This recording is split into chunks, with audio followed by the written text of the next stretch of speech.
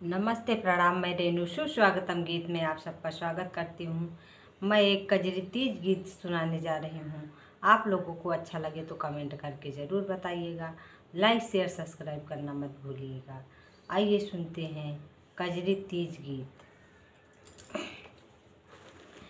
एकठी माड़ाही बना द्या भोलेनाथ हो राहब हम काशी में। एकठी माड़ाही बना दा भोलेनाथ हो राहब हम काशी में।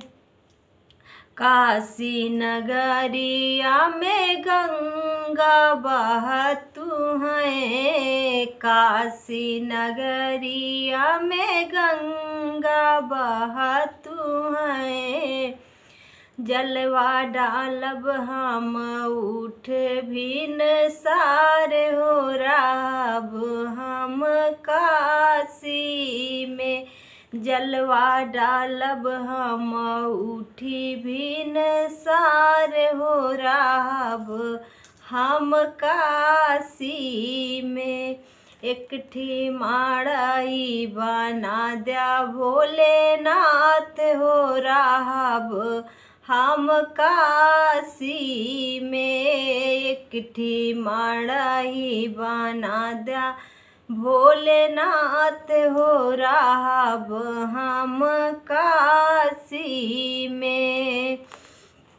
काशी नगरिया में भांगिया बहुत है। काशी नगरिया में भांगिया बहुत है।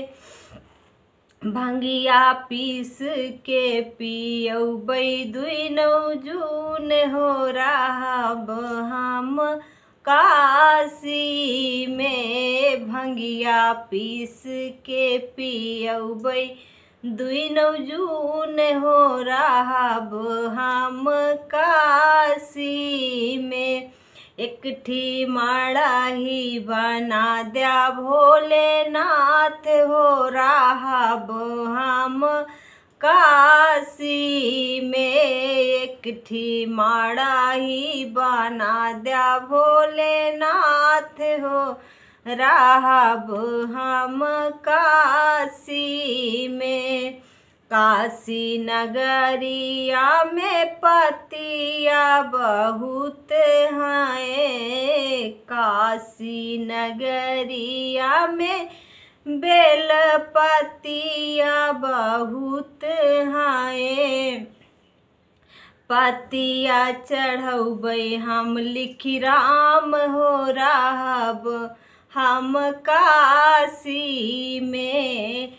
पतिया चढ़ौबै लिखि राम हो राहब हम काशी में। एकठी माड़ाही बना द्या भोलेनाथ हो राहब हम काशी में। एकठी माड़ाही बना द्या भोलेनाथ हो राहब हम काशी में।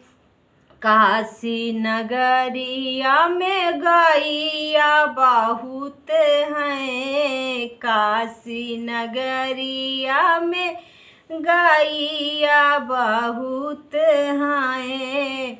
भोरे उठ के करब गौदान हो राहब हम काशी में।